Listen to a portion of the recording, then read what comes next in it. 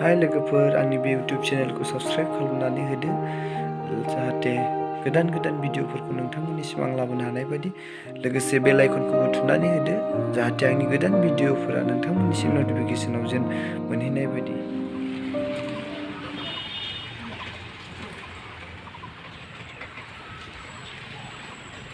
दायो आं फैदों देउलगुरियाव मोनसे गोदानै सुइमिं पुल बनायगासिनो दङ। देउलगुरि थाव दिपु मालिकनिनो बिथाङा बे सुइमिं पुलखौ बनायगासिनो दङ। साइडआव जे टाइल्स होनानै दोनदों दासिमबो माबा जायाखै। जितुनाखि नैबे टाइल्सखौ नुदोंना बे पेपारखौ बोखारगोन ओमफ्राय नैबे टाइल्स बे पेपारखौ बोखारब्ला नैबेखौ क्लियार गोथांलि नुगोन। दैखौ साफा खालामग्रा माने नैबे जाबाय साइडथिंहाय वाल होनानै दोनदों जे सिनारि खालामनानै दोनगोन बेवहाय।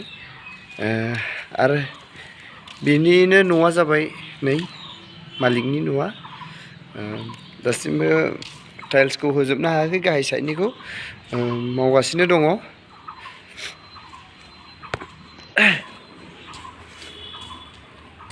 ओमफ्राय नै बेनिनो साइडआवहाय फिसायै मोनसे बनायनानै दोनबावदों।